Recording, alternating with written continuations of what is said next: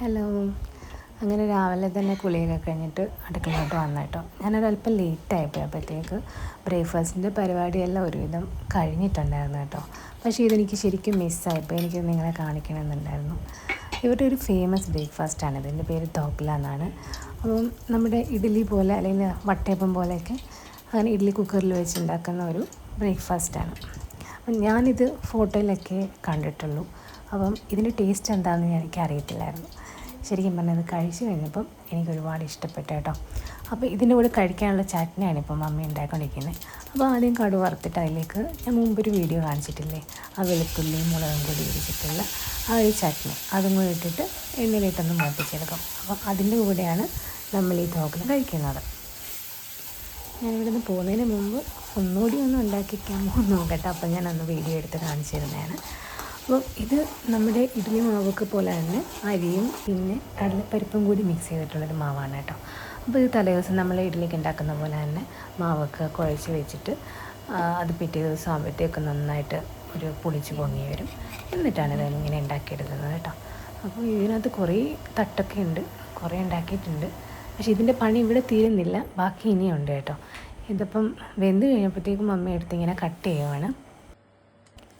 പിന്നെ ഇതിനടിയിലുണ്ടല്ലോ നല്ല പോലെ എണ്ണ തൂത്തിട്ട് വേണം ഇതിലേക്ക് മാവ് ഒഴിക്കാനായിട്ട്, ഇല്ലെങ്കിൽ ഇത് നന്നായിട്ട് അടിയിൽ പറ്റിപ്പിടിച്ചിരിക്കും, ഇളകി വരത്തില്ലെന്നാണ് മമ്മി പറഞ്ഞത് കേട്ടോ.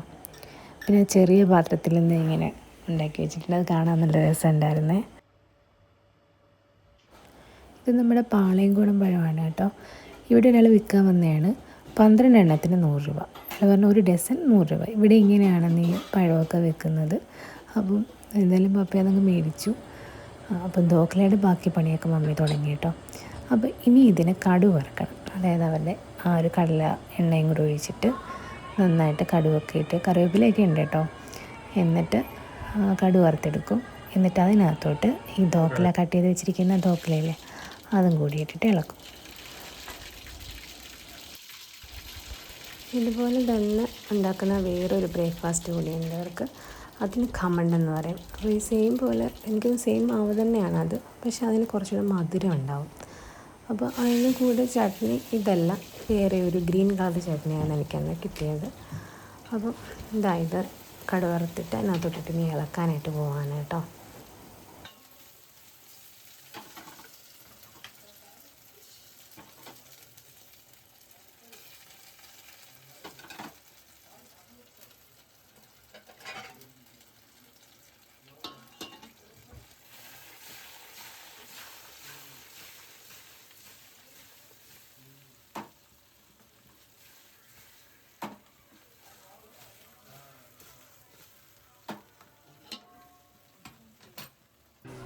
അങ്ങനെ ബ്രേക്ക്ഫാസ്റ്റൊക്കെ റെഡിയായി ഞങ്ങളത് കഴിക്കാനായിട്ട് പോവാണ്. അതിനിടയ്ക്ക് ഞാൻ ചായയും കൂടി ഇട്ടായിരുന്നു.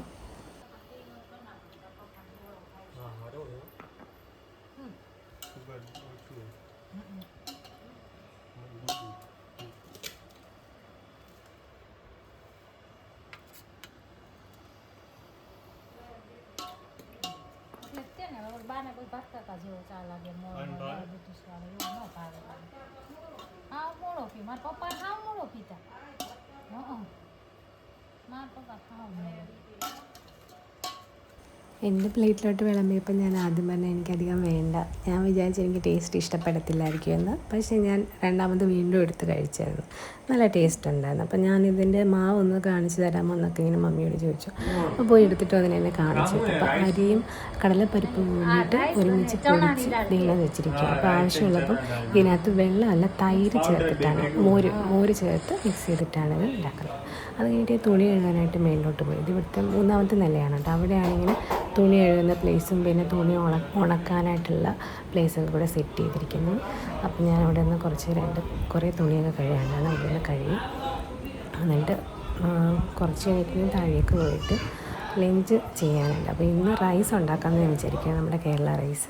അപ്പോൾ ഞാൻ താഴേക്ക് ചെന്നപ്പോഴത്തേക്കും മമ്മി പൊട്ടറ്റോ കറി ഉണ്ടാക്കി വെച്ചിട്ടുണ്ടായിരുന്നു കേട്ടോ.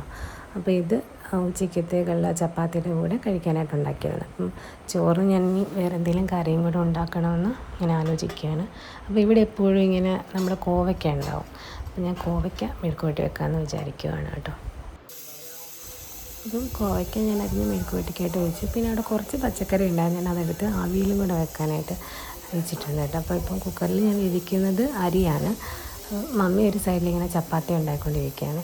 എനിക്കെപ്പോഴും ചപ്പാത്തി കഴിക്കുന്നത് ഇഷ്ടമല്ല. പൊതുവേ ഞാനങ്ങനെ ചപ്പാത്തി അധികം കഴിക്കാറില്ല. അതുകൊണ്ട് എനിക്ക് ഇടയ്ക്കൊക്കെ റൈസ് കഴിക്കണമെന്ന് തോന്നിയതുകൊണ്ട് അപ്പം ഹസ്ബൻഡ് എനിക്ക് മേടിച്ച് തന്നതാണ്.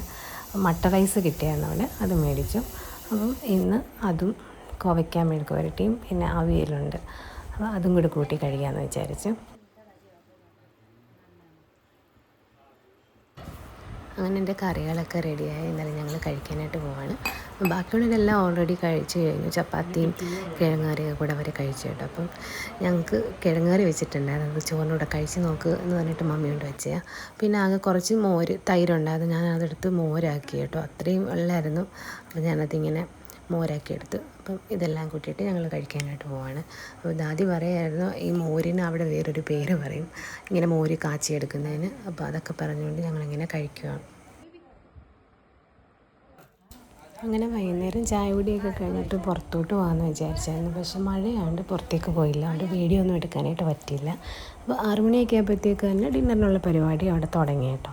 ഇവിടെ ഒരു 7-8:30 ആകുമ്പോഴത്തേക്ക് എല്ലാവരും കഴിച്ച് കഴിയും. 8 മണിക്കൊക്കെ മുന്നേ കഴിച്ച് പിന്നെ 8:30 ആകുമ്പോഴത്തേക്ക് പ്ലേറ്റൊക്കെ വരെ കഴുകി വെച്ച് കഴിയും കേട്ടോ. അപ്പോൾ ഇന്ന് രാത്രി കഴിക്കാനായിട്ട് ചന മസാലയാണ് ഉണ്ടാക്കുന്നത് മമ്മീനോട് പറഞ്ഞു. അതൊരു സൂപ്പർ ഐറ്റമാണ് കേട്ടോ. അതിൻ്റെ വീഡിയോ ഞാൻ പ്രത്യേകം ഇടുന്നുണ്ട്. അപ്പോൾ അതിന് വേണ്ടിയിട്ടുള്ള കാര്യങ്ങളൊക്കെ അരിയാണ്.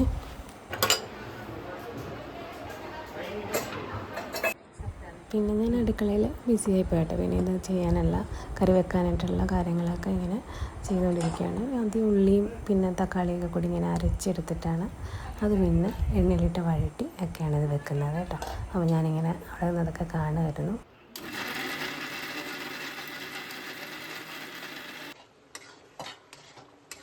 ശരിക്കും നാട്ടിൽ നിന്ന് വന്നപ്പോൾ ഞാൻ പ്ലാൻ ചെയ്തിരുന്നത് ഇങ്ങനെ മമ്മിയുടെ കുറേ കുക്കിംഗ് വീഡിയോസൊക്കെ എടുക്കണം, ഡെയിലി രാവിലെ തൊട്ട് വൈകുന്നേരം വരെയുള്ള വീഡിയോ ഒക്കെ എടുക്കണമെന്നായിരുന്നു. പക്ഷേ ഇവിടെ വന്നു കഴിഞ്ഞപ്പോൾ ഞങ്ങൾ കുറേ റിലേറ്റീവ്സിൻ്റെ വീട്ടിൽ പോകേണ്ടി വന്നു. മാരേജ് കഴിഞ്ഞിട്ട് ആദ്യമായിട്ട് വരുന്നതല്ലേ, അപ്പം കുറേ റിലേറ്റീവ്സിൻ്റെ വീട്ടിൽ പോയി. അപ്പോൾ അവിടെയൊക്കെ പോയപ്പോഴത്തേക്ക് എനിക്ക് ഒരുപാട് വീഡിയോ ഒന്നും എടുക്കാനായിട്ട് പറ്റിയില്ല. നമുക്കറിയാത്ത ആളുകളല്ലേ, ആദ്യമായിട്ടൊരു വീട്ടിലോട്ട് ചെല്ലുമ്പോൾ എങ്ങനെയാണ് വീഡിയോ ഒക്കെ എടുക്കുക. അതുകൊണ്ട് അധികം വീഡിയോ ഒന്നും എടുക്കാനായിട്ട് പറ്റിയില്ല. ഇനി അടുത്ത തവണ വരുമ്പം ഒന്നുകൂടി നന്നായിട്ട് ഇങ്ങനെ കുക്കിംഗ് വ്ളോഗും ഒക്കെ ചെയ്യണമെന്ന് എനിക്ക് ആഗ്രഹമുണ്ട്. അപ്പോൾ അന്ന് സമയം പോലെയൊക്കെ ചെയ്യാമെന്ന് ഞാൻ വിചാരിക്കുകയാണ്.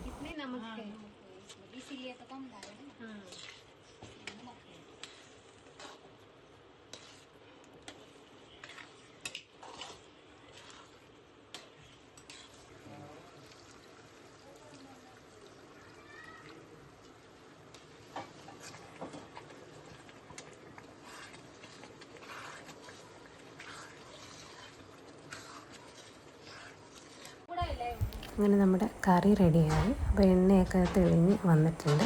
ഇതിൽ നാരങ്ങയൊന്നും പിഴിയത്തില്ല. അവസാനം കുറച്ച് മല്ലിയിലയും കൂടെ ഇങ്ങനെ തൂവി കൊടുക്കും, അത്രയേ ഉള്ളൂ.